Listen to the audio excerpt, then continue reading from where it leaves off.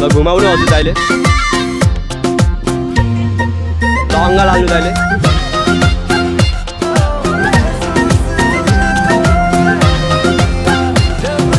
धेरै भयो मायाको तिर्सना भेटौँला, सधैँ भेट्ने उही ठाउँमा जानी भेटौँला।